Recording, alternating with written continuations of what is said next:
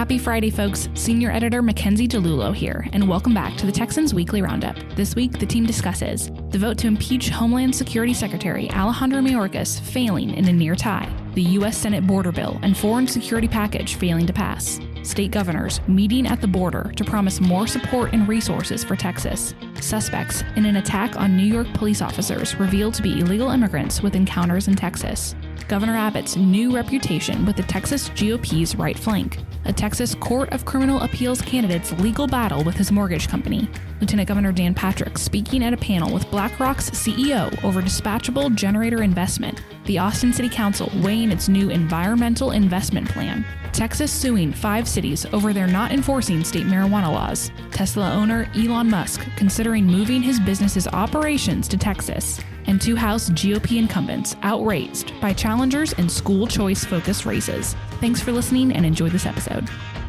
Hello, folks. Excuse me. Howdy, folks. What am I doing? That did not sound like me. I got out of my routine. I mean, it sounded like you saying hello instead of howdy. Yeah, which is not what I do on this podcast. Oh, okay. Happy stay almost committed to the brand. I do. It felt weird even coming out of my mouth in this context. Happy Friday. Super Bowl Sunday is the Sunday, and we were just talking. Cameron, you were saying Texas born and bred quarterback is in the Super Bowl this year. He was born. He was been there before, but but he was born in Texas, right? Pretty sure, yeah. Yeah, and he went to Tech. Went to Texas Tech, so that's something to celebrate. That's right, Texans. Check it out. I wonder if I bet there is data out there. Maybe we can find it before the end of the podcast on who Texans are rooting for in the Super Bowl. I doubt. I doubt many Texans feel strongly one way or another about either team. I think most Cowboys fans are very much rooting against the 49ers. Yeah, that's true. Because 49ers have been the bane of their existence for the last couple of years, especially in the playoffs, and that rivalry has been a big thing for decades. Yeah. So at least all of my friends who are Cowboys fans hate the 49ers. So yeah, makes sense. I do think that this will be, it's interesting because Kansas City in and of itself has become kind of a dynasty. And so people automatically are just rooting against them as an institution because of how often they've made it to the Super Bowl and won the Super Bowl. So fascinating stuff. But who are you rooting for, Cam? Anybody? The Chiefs. You are? Absolutely. Why? I want a new dynasty. So you're a dynasty rooter honor. Absolutely. I was a Patriots fan when they were going on their runs. Okay. Mainly because I was a Brady fan. Okay. So you're a fair weather dynasty fan. That's a new type of fan. Okay. Bradley, who are you rooting for? I don't want to see the Chiefs win again. Oh. But the Niners knocked out the Lions last week, so I don't know. I like Brock Purdy. I really like Brock Purdy too. I think it'd be cool to see him win a Super Bowl, even though he defeated the Lions last week. So. The Niners do have a good cast of characters too. George Kittle. I like George McCaffrey. Kittle too. Yeah, like they got some cool guys. I just don't like the team. I guess that's what I struggle with. I just don't like the Niners. It just feels bad to root for the Niners. Oh, they're in Seattle's division, right? Yeah, no, we hate the Niners. So yeah, I don't have it in me. So I'm rooting for the Chiefs. I'm with you, Cam. Okay, well, on that note, folks, my goodness gracious, let's get into the news today. Matt, we're going to start with you. Congressional Republicans made a second attempt at impeaching Homeland Secretary Alejandro Mayorkas this week, but the vote was very narrowly failed in the GOP majority chamber. What happened? Give us the details. House Republicans brought articles of impeachment against Department of Homeland Security Secretary Alejandro Mayorkas, citing his failure to secure the southern border with Mexico, and alleged that he was illegally refusing to enforce federal immigration laws and other laws that place national security at risk. This is the second time they have attempted to bring articles of impeachment after the first attempt last year narrowly failed. While Republicans thought they had the votes to pass this time, once again, it failed after 3 Republican lawmakers joined the unanimous Democrats in opposition to the resolution, citing their wish to avoid abuses of the impeachment process. One lawmaker, we also noted, described how he felt that this was just wasting time by replacing one leftist with another leftist. To quote him, Now, these three lawmakers in opposition to the resolution would have not caused the measure to pass by themselves, or at least the GOP thought, because one Texas Democratic lawmaker, Al Green, was in the hospital recovering from surgery, and his absence, along with Republican Steve Scalise's absence, meant there was a lower threshold in the chamber. But at last minute, Green was wheeled into the chamber and cast a vote against the measure, which caused it to fail in a 215 to 215 deadlock tie. Now, in order to make the resolution qualify for a motion to reconsider, which means bringing it back for another vote, the resolution needed to fail by a majority vote, not a tie. So one GOP lawmaker strategically changed his vote, making the final vote reflect 214 to 216. Speaker Mike Johnson reacted to the resolution's failure, acknowledging it can be hard to count votes in a chamber that has a narrow majority, and said the articles would be brought back early next week, when Rep. Scalise is back in and can guarantee its passage, even if it is by one vote.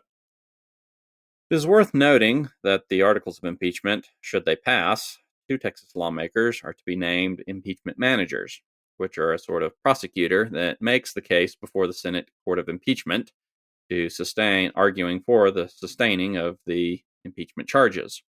Those two reps are Congressman August Pfluger from Texas's 11th Congressional District and Congressman Michael McCall from the 10th Congressional District.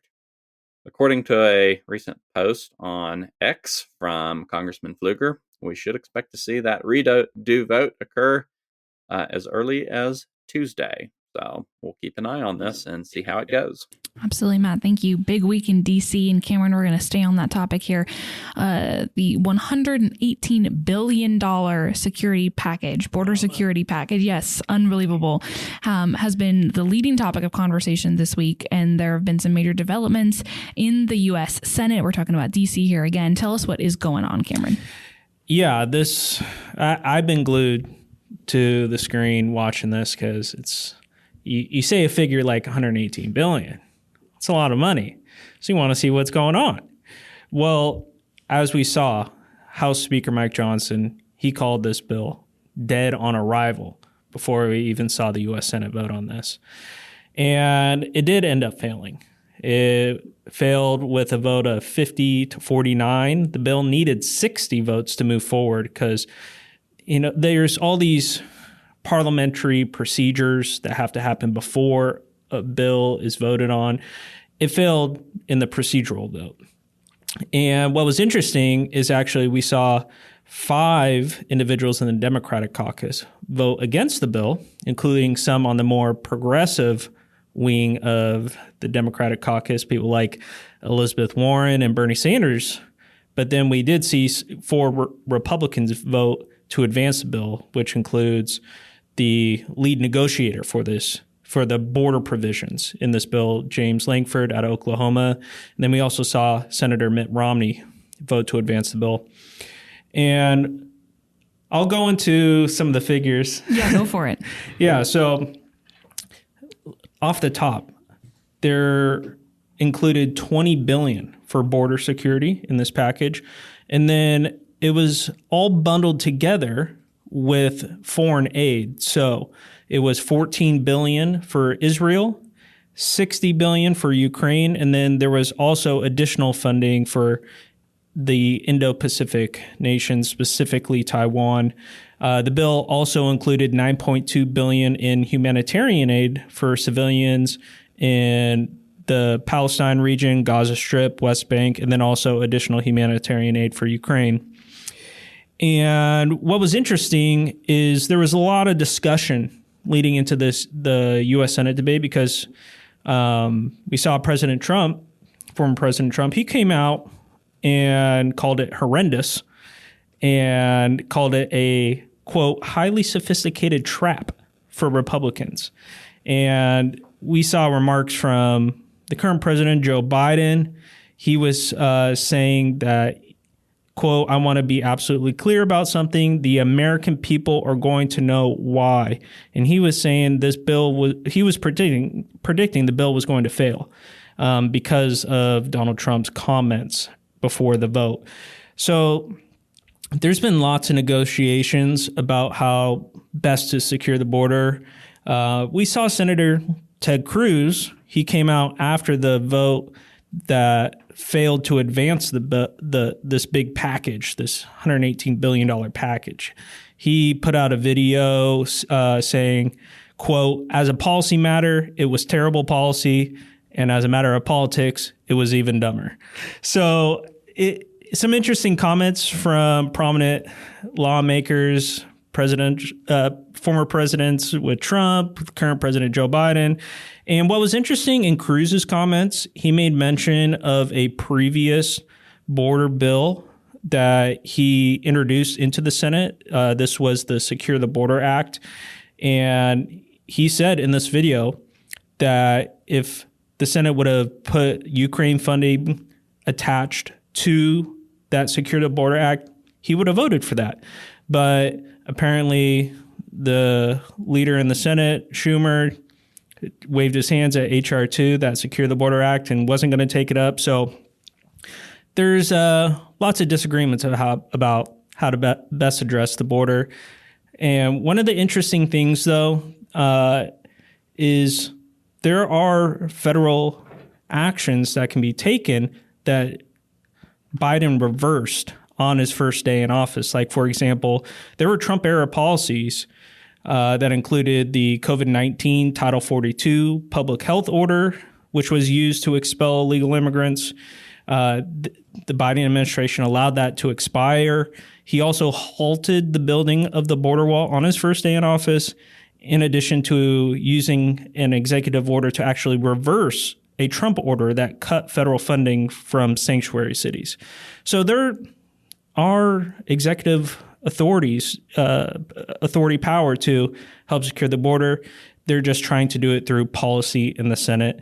So I'm sure we're going to continue over the next few days, coming weeks. This is a big topic of conversation, especially when polling has been coming out recently when they're asking voters, what is the most important issue for you? Previously, it was the economy, but now immigration has become the number one issue for voters. So everyone's thinking about it, everyone's talking about it, and we'll continue to follow these negotiations. Absolutely, Cameron. Thank you. And on the note of everyone talking about it, folks have been talking about Governor Abbott a ton here. So let's focus back here on Texas and the border. Matt, we're coming back to you. An unprecedented number of state governors joined Texas Governor Greg Abbott on the Rio Grande to show support for Texas in the ongoing legal standoff between the state of Texas and the federal government over border security. I'm sure you've seen it in the news. We've talked about it ad nauseum. Matt, you were there for the press conference. Give us some insight into what went down in Eagle Pass. Some 14 Republican governors, which was an unprecedented number, were part of the planned visit to see the Rio Grande firsthand at Eagle Pass, where countless thousands have illegally crossed the border in recent years and has been a hotbed for other international crime. An ongoing legal battle between the state of Texas and the Biden administration precipitated the border visit when the Texas National Guard troops put down razor wire to prevent illegal border crossings. Border Patrol agents then tried to cut the wire and also lift it with a forklift to allow people to continue crossing. This has raised a question of whether Texas has the right to defend itself in cases of invasion, as the governor and other state officials have described it. And numerous other governors agreed with Texas and told stories about how the border crisis is impacting their states. Some of the statistics that the governor cited that are related to border crimes impacting their states include the fact that Texas DPS has seized some 458 million lethal doses of the dangerous drug fentanyl being seized, along with some 56,000 pounds of methamphetamine, all kinds of other contraband, including just last year they apprehended, and they noted that these are all things just what state officials, law enforcement, and soldiers were able to capture. but last year some 139, I believe was the number, people who are on the terrorist watch list were trying to sneak across the southern border just at the state of Texas alone. And even one of those people was a soldier in the Iranian military. Amongst those notable catches by state police. Georgia Governor Brian Kemp summarized this issue as every state is now a border state, indicating how the flow of contraband, narcotics, and violent criminals or terrorists don't just stop at Texas whenever they cross the river. They continue through, and those governors are seeing direct crime-related things increase in their states because of the border crisis. Notable announcements from Abbott was that the other governors had committed to lending more support from their state National Guards and additional equipment to help Texas secure the southern border. And they intend to expand their proven effort to secure the border at Eagle Pass to more areas along the Rio Grande with those new resources. We saw thousands of people, of course, crossing every day at Shelby Park in Eagle Pass before the state seized control and precipitated some of this standoff. Now, very few people attempt to cross, and those that do are arrested on criminal trespass charges. But this has obviously caused the cartels to redirect illegal crossings to other places that are less fortified. So that's what Abbott was speaking to whenever he said they intend to expand similar levels of control up and down the Rio Grande to get better control of the situation. There you go, Matt. Thank you for your coverage. Certainly incredible to have you be there firsthand. And I'd encourage folks to go and check out Matt's story at the Texan. Some great photos, firsthand account. So Matt, thanks for that. And also check the Twitter feed. He's got all sorts of live videos and photos and good stuff, good content out there for folks. So Matt, thank you. Cameron, we're going to come to you next. A viral story of illegal immigrants beating up New York Police Department officers has some recent developments and some Texas ties. Give us the rundown. Yeah, so I'm sure all of our listeners have seen this story come across their timeline or pop up on their newsfeed somewhere. But just for those unfamiliar, there were 2 New York Police Department officers who were beaten up by a group of illegal immigrants last week. And what ended up happening is 5 of those suspects in the assault were actually arrested and then released without bail. And the DA in this case, Alvin Bragg, I'm sure our listeners might be familiar with that name. That is the DA who's involved in the New York Trump case.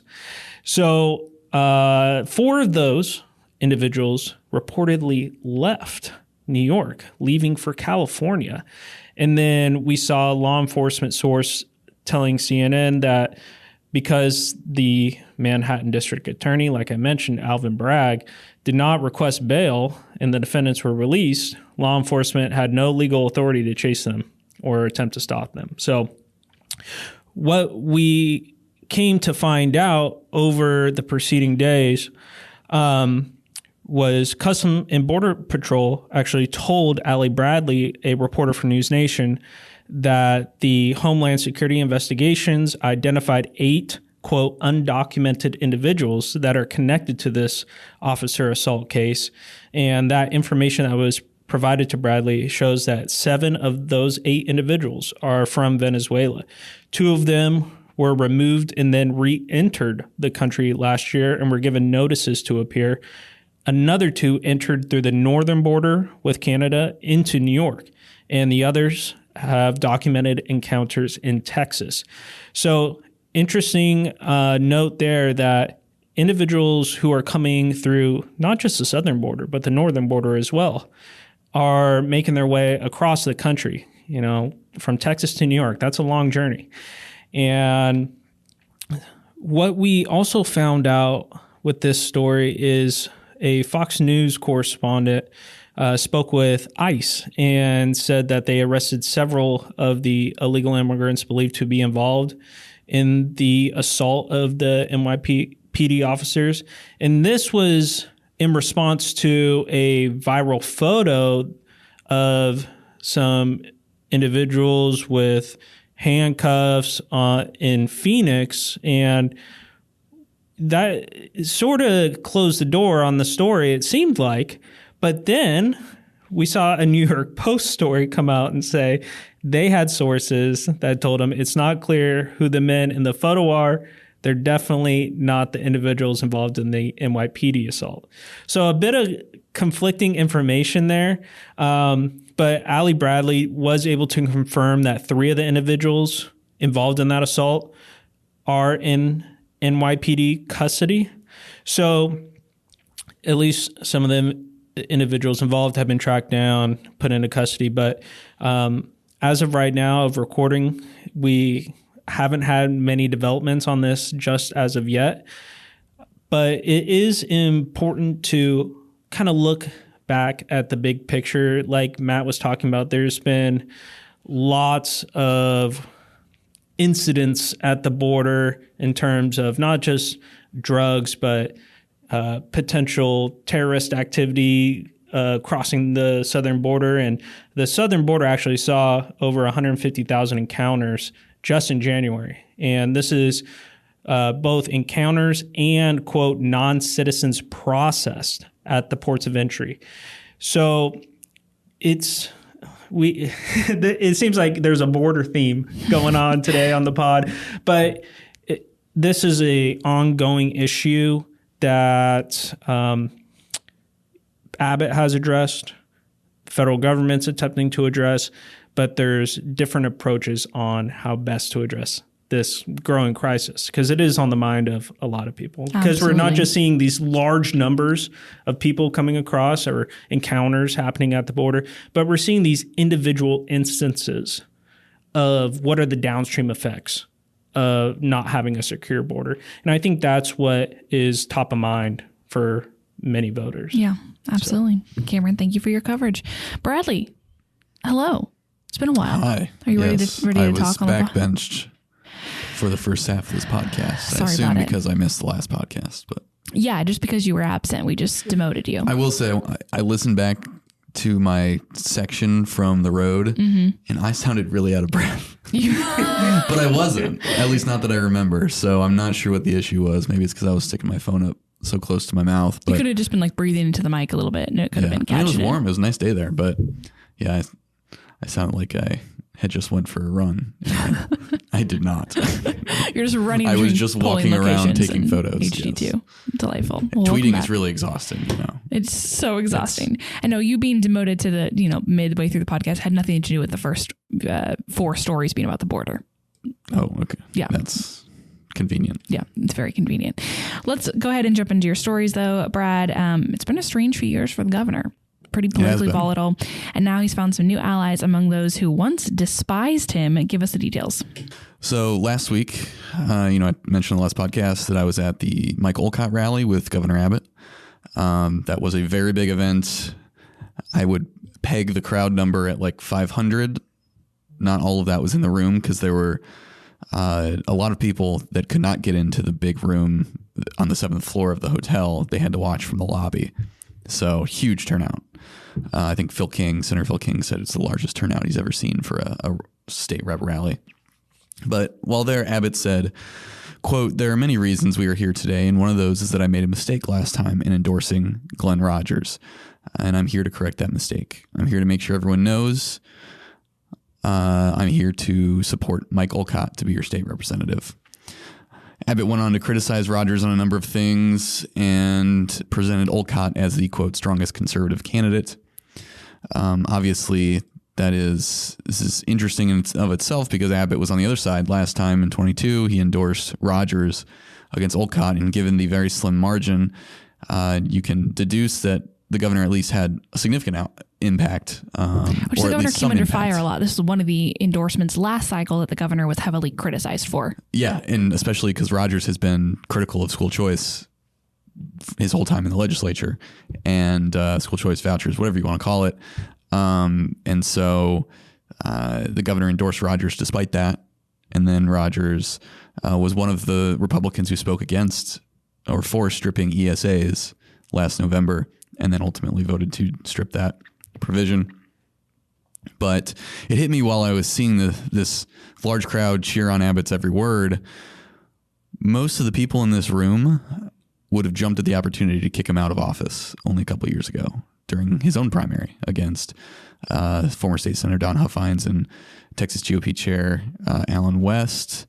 The governor slapped that down easily. It was, he took a lot of arrows during the primary, but when it came to the results, he ran away with it. I think he pulled in above 60% of the vote, and neither of those two top other challengers eclipsed, I think 13%. So, but the governor he's had some wild years running the state of Texas. You have COVID, you have the power grid collapse, you have multiple horrific school shootings, a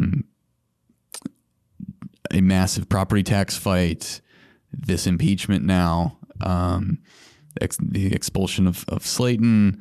It's all over the place, and it reminds me of a story about the prime minister in the 50s sworn in, and he was asked by a reporter what's going to determine the outcome of your prime ministership, if that's the word, and it was events, stuff that's out of your control. And that has been the story of Governor Abbott's tenure so far. However, this primary crusade is very much in his grasp, within his control, and he's leaning into it. He's going after Rogers. He's going after a number of others, and he's got a lot of money to do it. Yeah, Cameron, go for it. Do you think it has to his rise in popularity with the voters that you've seen? Is it because he's focusing on issues that they care about, whether it be his border stance recently, his school choice stance? Is that what it is? Or is it because he's been endorsing certain people, or is it just the issues themselves? I think it's mainly the issues. Also, he's not on the ballot, right? So for those people that, for the right flank of the GOP who wants to kick out basically every longtime incumbent, everyone they see as the establishment, and Abbott is very much the establishment, let's be honest here, he's no longer in reach because he won the primary overwhelmingly. But it's also the issues, he's really leaning into this school choice issue more than anything else. But let's not forget the biggest issue of the last 4 years was COVID. And in the minds of that group, the governor failed overwhelmingly. And it's just now they are very much on his side. It's just interesting to see when only a few years ago he was among the most hated politicians by that group of the party in the country, I'd say. Yeah. Is COVID issue still top of mind for a lot of the voters you've run into? Like, do they mention it, or when you're talking with them, do they say anything about it? Not really. They're focused on school choice. They're focused on reforming the Texas House in the way they want to, especially.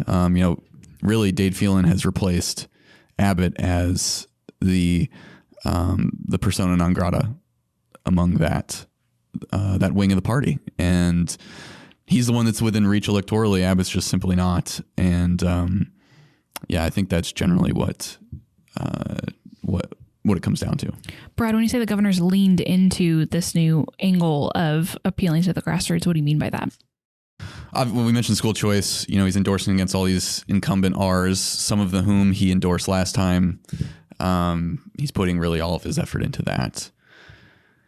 And then, another example I pull out in this article is the invasion declaration issue. That is something the border hawks, especially in the party, have focused on a lot. And they say, the federal government is abridging its responsibility. It's letting the state of Texas down, and we have to do something. Otherwise, nobody else will. And the constitutional authority from which they draw that constitutional provision from which they draw that authority is the article, I forget the numbers, Article 10, Section 5 or something like that. It's the invasion declaration, the ability of a state. Article 1, Section 10. Thank you, Matt. I should have just thrown it over to you immediately. And Abbott at first was very hesitant about that suggestion. And you know what? So is Attorney General Paxton. They both said, that could open up the possibility of state law enforcement being detained and arrested by federal law enforcement for essentially kidnapping. Invoking the Invasion Declaration to do state deportations. That was the fear. Abbott's not quite going as far as some of the most zealous advocates of that, I think, would like, but he is not shying away from the rhetoric, and he's citing it quite a bit. At this event, Mike Olcott, the candidate running against Rogers, read from the letter that Abbott sent the Biden administration on this, and it was quite fiery. But he propped that up as, this is the guy. What do you think made that switch flip for him? Was it something internally, like there was discussions between because we saw all those governors come out and support him. Was there something internally between governor leadership, or was it him feeling the energy or pressure from grassroots activists or people pushing for harder border measures? What do you think it was? I don't think it's one thing, although probably the biggest is that in the last 6 months or so, the border has blown up as an issue, as a political issue. We're also entering an election year, and that issue itself is not good for Biden. But also, this issue has taken its toll on everyone in the state, I think. Everyone's sick of having to deal with this. Sick of the federal government conducting the actions that it has or lack thereof and forcing the state to spend its money and resources to try and police the border that I think, at least at base, everyone agrees is a federal responsibility. Question is, does the state have any ability to step in? And Abbott is very much saying yes. There you go. Well, Brad and Cameron, thank you both so much. Matthew, coming back to you, a candidate running in the Republican primary for the state's highest criminal court addressed a pending legal battle he is facing with a mortgage company. Give us the rundown.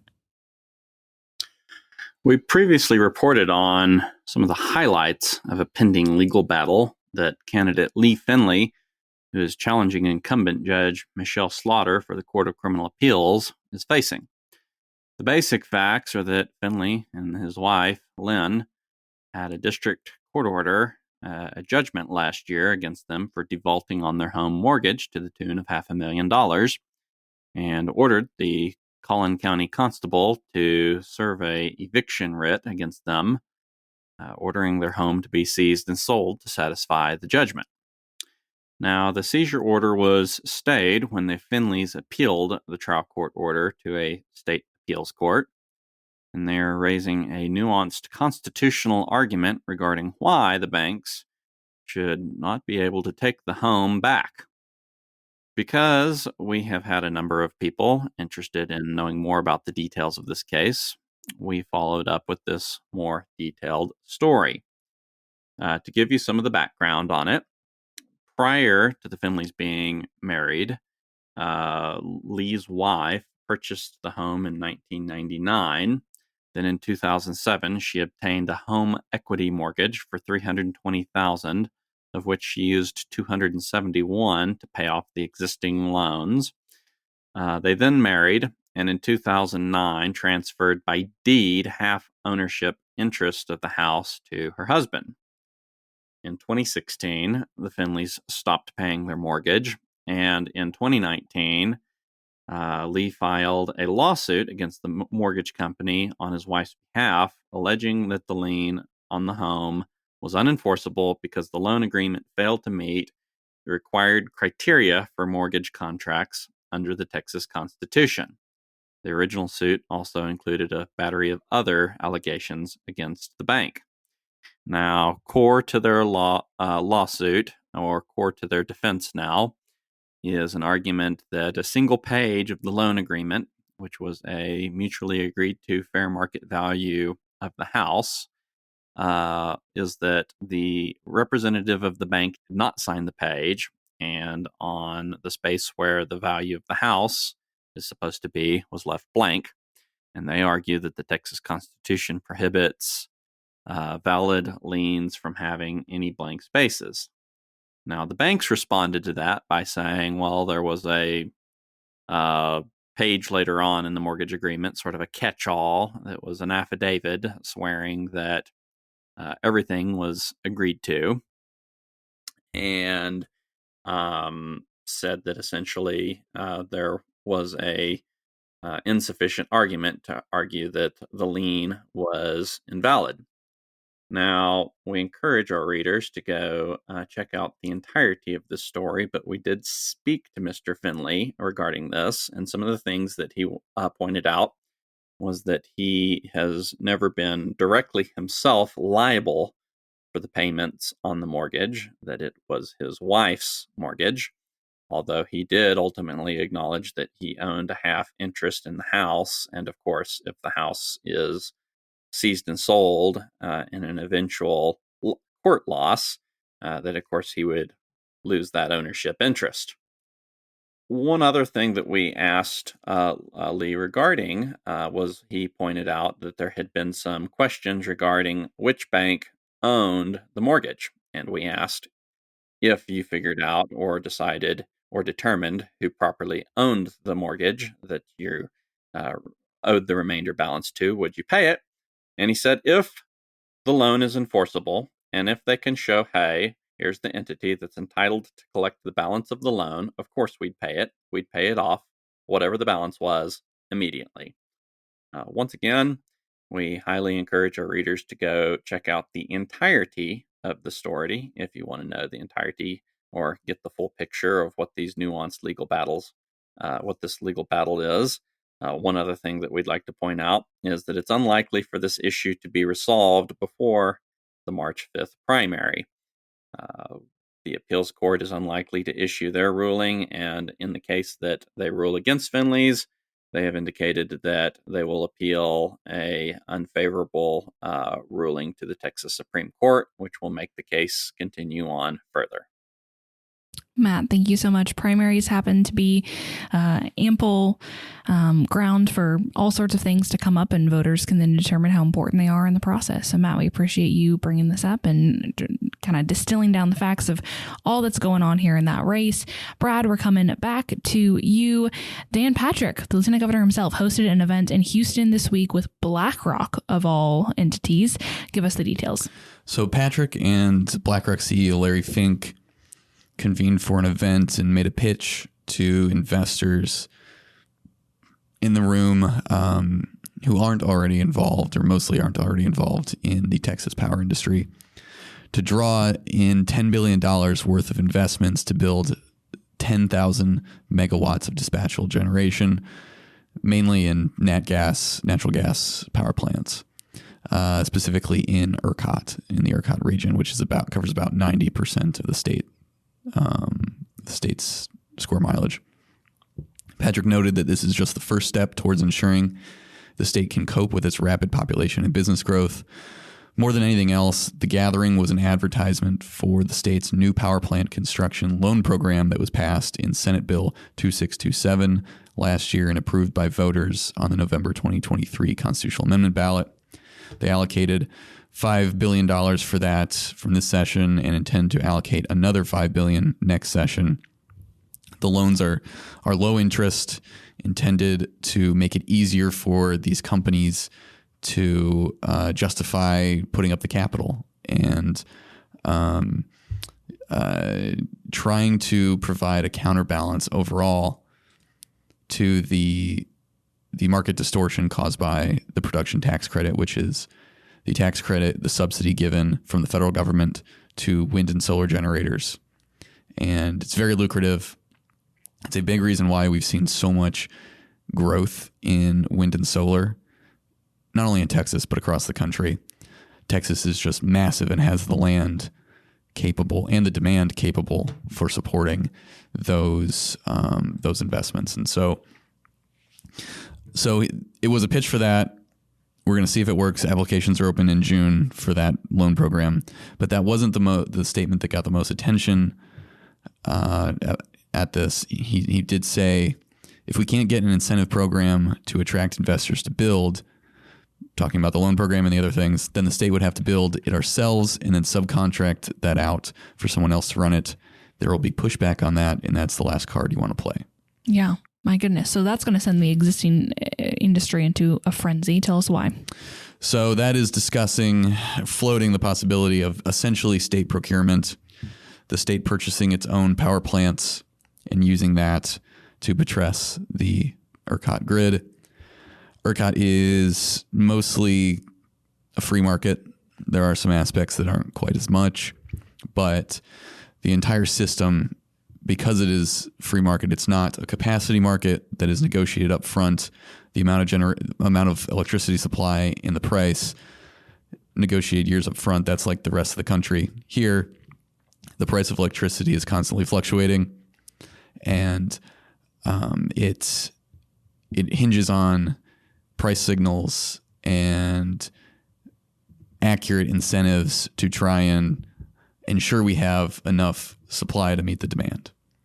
And ever since the production tax credit went into effect, there's been an imbalance there. We haven't seen the commensurate growth of the natural gas or overall thermal fleet alongside the population growth that we've had. And so this is one of the attempts by the legislature to try and right that ship or counterbalance that in some fashion. I'm not sure if it'll work just because the strength of the PTC is so huge, but maybe it does. And maybe we get some new generators. And look, we already are getting some starting construction underway. But the reason this is causing such a ripple effect in the industry is that the state entering into the free market either specifically picks winners and whoever's going to own or operate those fleets, or, and actually probably both, dissuades other capital from coming in from the people that aren't going to get that sweet deal. And so it's a tough situation to be in. The lieutenant governor is of the opinion that we have to get more generation. And if this is the last resort, this is the last resort. But it could seriously throw a wrench into the gears of the ERCOT system, economically at least, when you're countering the federal government essentially picking winners with the state government picking winners. And then you have all these other people that are just left holding the bag. So right.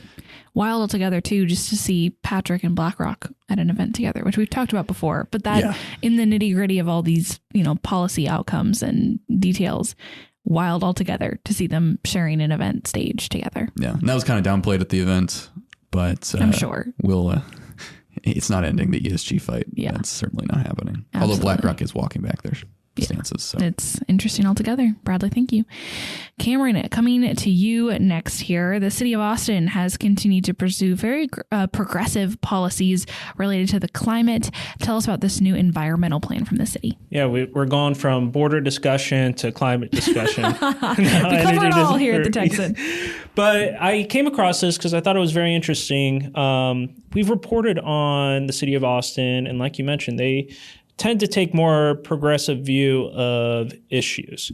And one of their city council members has put forward a resolution for the city to create an environmental investment plan, quote, to address climate change, sustainability of city operations, and community resilience. So you read that, your eyebrow goes up a little bit and you're like, what's this all about? So we have talked about this climate equity plan that the city of Austin has implemented, because they passed this back in 2021, I believe it was. And in this climate equity plan, they are essentially they've set a goal for themselves to reach net zero in greenhouse gas emissions by 2040. So that's a pretty lofty goal. And in their proposed city budget for this year, it includes a $385,000 one-time funding allotment for this climate equity plan. And that's within the total context of the of the city's budget being $5.5 billion. So this is a big budget here.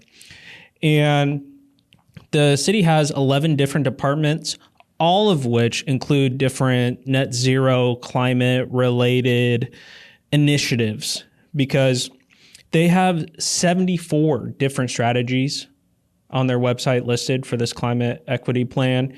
The resolution does note that they've only been able to complete 3 of them since 2021. So I'm guessing this resolution is an attempt to reinvigorate their climate net zero emissions goal.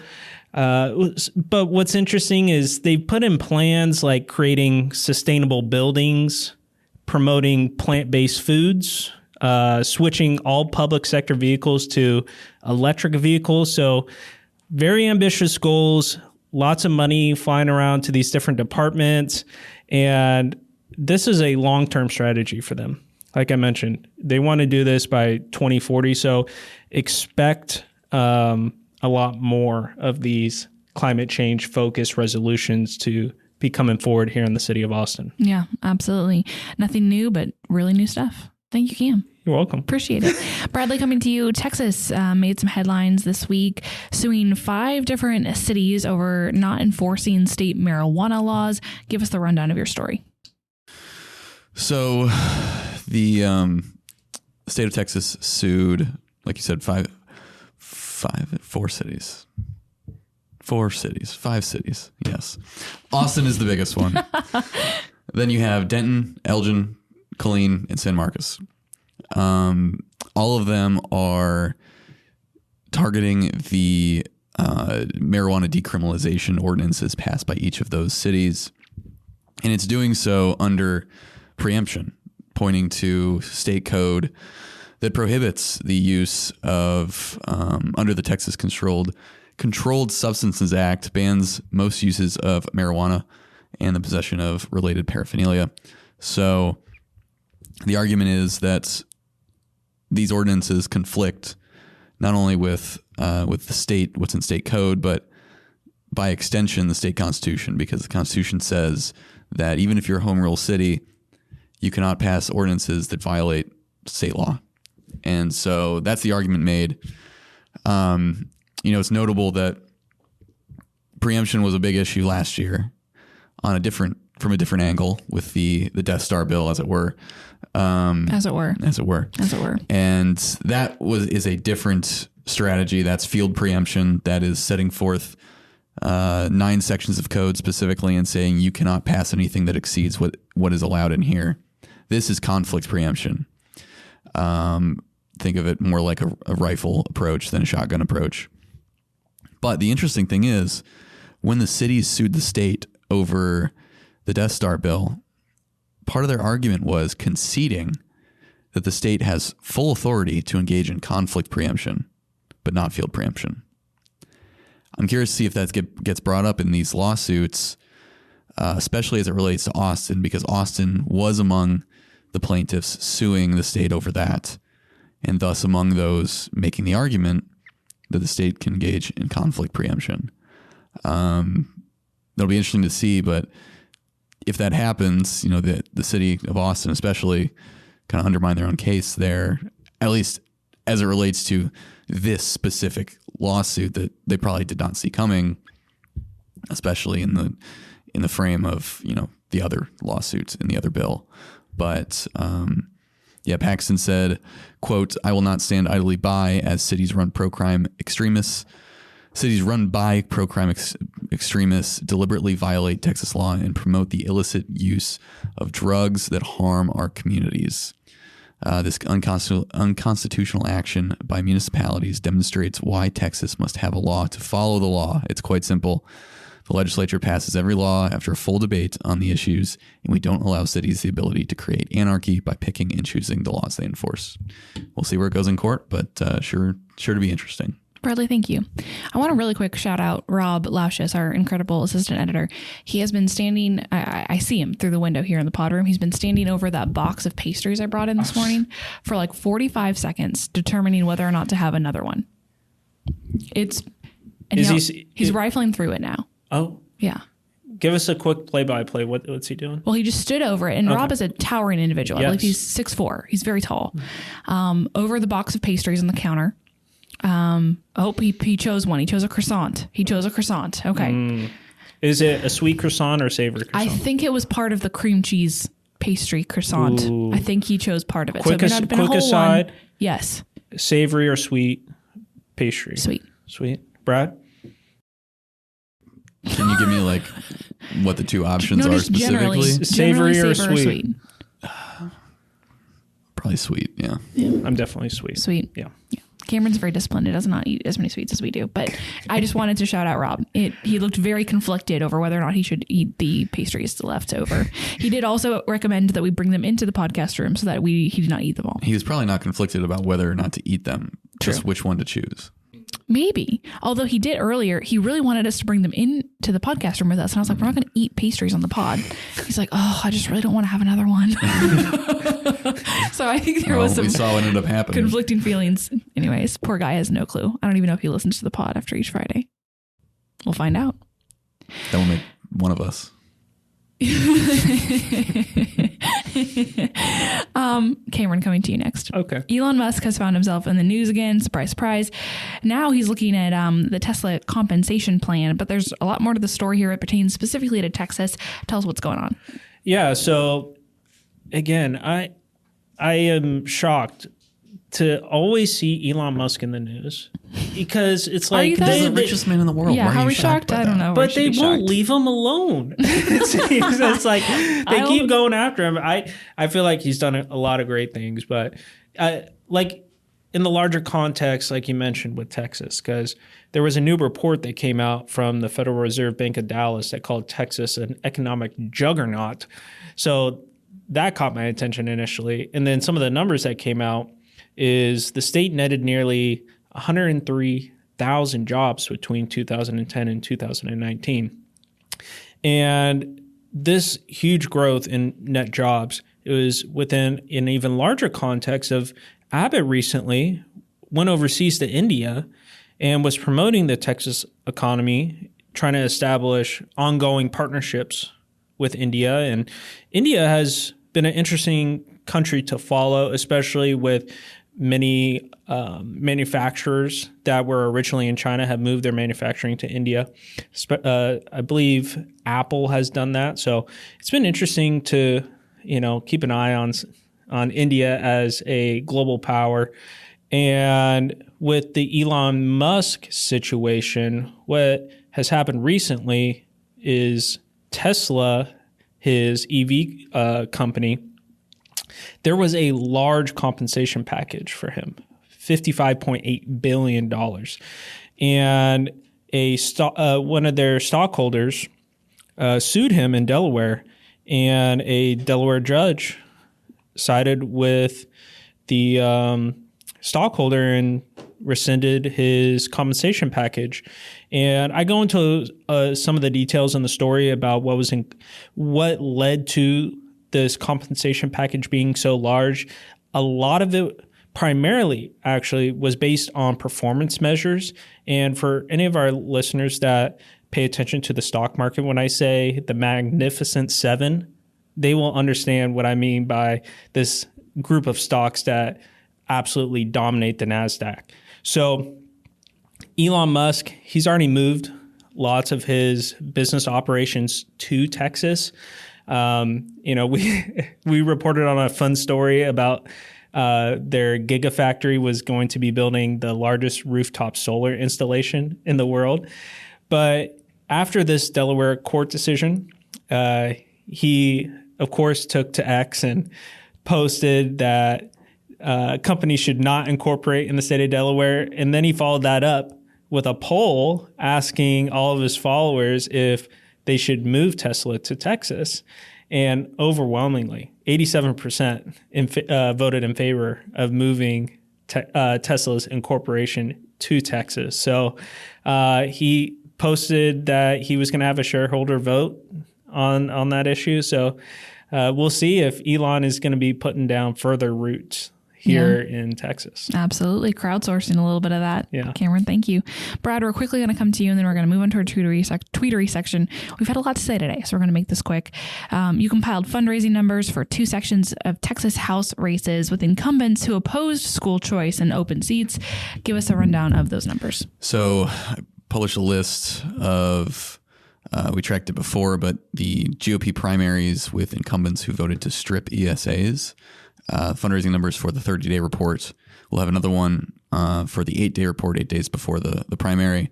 And then the second section is on the open house seat races. And so a highlight, you can see all the financial details in the article, but I think a notable example here is that 2 House incumbents were outraised by their opponents. And that's the first time I've seen that. At least among this group of legislators. Representative Travis Clardy and Stan Lambert both were outraised. Clardy raised $40,000 and Lambert raised $110,000 respectively. Lambert's opponent, though, Liz Case Pickens, she exceeded the incumbent's total by nearly 6 figures and holds the cash on hand advantage, loaning herself $150,000.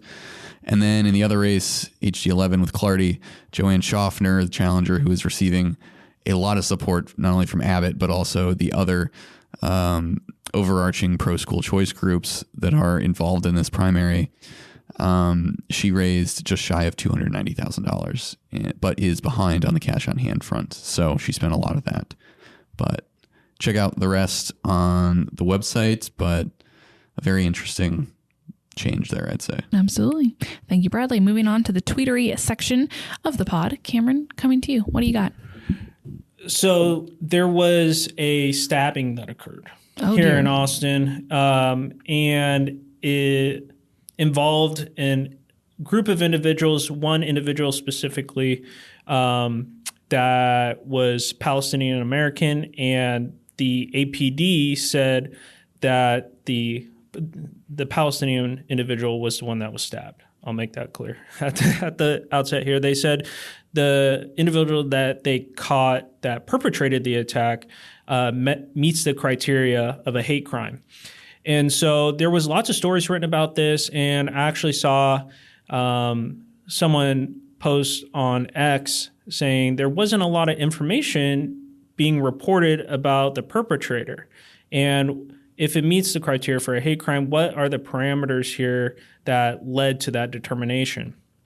And I came across Tony O, Current Revolt. He put out a story going into some of the details. And we have here that the police say the perpetrator was an alcoholic and he drank that night and allegedly was using racially loaded language.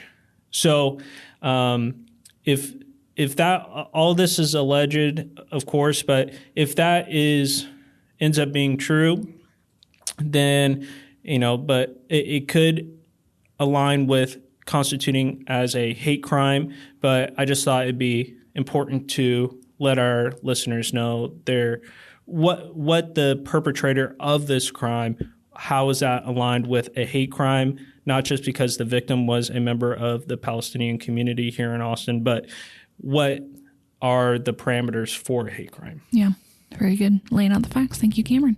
Bradley, what do you got? I think we have an early contender for most creative, or I guess most attention-grabbing campaign ad for this year. I mentioned earlier the Olcott-Rogers primary, which is one of the top, if not the top one to watch in the House. Glenn Rogers his campaign put out a TV ad that is it basically mirrors the old show Lifestyles of the Rich and Famous. And it's quirky, but I think it's pretty good as far as grabbing your attention and not going too far into the realm of silliness, but it hits Mike Olcott on a number of things. It has a British voiceover, including a British voiceover in a Texas house race. I think that's whoever the guy was that did Lifestyles Rich and Famous. He had that. Interesting. So I was trying to mirror that, but I wonder if it's AI. Could be. Yeah. But one of the things they hit Olcott on in there is having been educated in Sweden.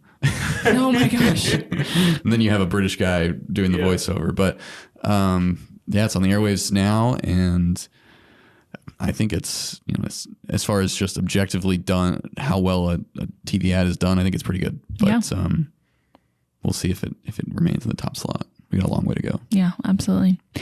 Thank you, Bradley. Matthew, what did you see on Twitter this week that caught your eye? Well, since we reported on the impeachment of a cabinet official, or the second attempted impeachment of cabinet official, I thought it would be curious to know when the last time a cabinet member was impeached. Of course, everybody can think of presidential impeachments, but the Constitution provides for everybody else in the federal government being subject to impeachment. So I thought it was curious. So I did a little bit of research, and I shared this, of course, on my Twitter. So I'm pointing to my own Twittery for reference. But I found this really cool article on the U.S. Senate's website about the last time a cabinet member faced impeachment, and that was Secretary of War William Belknap in 1876. It's been that long. So the story is of course kind of wild. It details how he made this. He had this grand lifestyle in Washington, D.C. that everybody was taking note of, that he was throwing these extravagant parties, and it described him as always being elegantly attired and having first and second wives. And everybody started questioning how he managed to do this on his meager government salary. So as it just got more over the top, the House of Representatives had a committee do an investigation, and they uncovered a pattern of corruption, blatant enough even at the standards of the scandal-tarnished Grant administration, according to the Senate. So on March 2nd, 1876, just minutes before the House of Representatives was to vote on articles of impeachment, Belknap raced across to the White House, handed Grant his resignation, and burst into tears, but that did not stop the House. They decided they can still impeach him post-resignation, because ultimately impeachment can result in your inability to never hold public office or any position in the government again. And they impeached him on 5 articles that specifically said that he was charged with criminally disregarding his duty as Secretary of War and basically prostituting his high office for the lust of private gain. Anyway, fast forward, the Senate convened its impeachment trial in April. Belknap was present for it after the Senate, by majority vote, found him guilty of it. They fell short of the 2/3 vote necessary to sustain the conviction. And after that, he went away and held a quiet life until he died in 1890. So there you go. The last time anything like this happened was in 1876, and it was quite the episode. Absolutely. Well, Matt, thank you for your tweetery. We appreciate it. Folks, thank you so much for tuning in to our weekly roundup each and every week. Boo Niners, go Chiefs, but also go Brock Purdy. That's my sentiment. I think many people feel that way. Many such cases. Happy Super Bowl Sunday, Super Bowl weekend, and we'll talk to you next week. Thank you to everyone for listening. If you enjoy our show, rate and review us on Apple Podcasts, Spotify, or wherever you listen to podcasts. And if you want more of our stories, subscribe to The Texan at thetexan.news. Follow us on social media for the latest in Texas politics, and send any questions for our team to our mailbag by DMing us on Twitter or shooting us an email to editor@thetexan.news. Tune in next week for another episode of our weekly roundup. God bless you, and God bless Texas.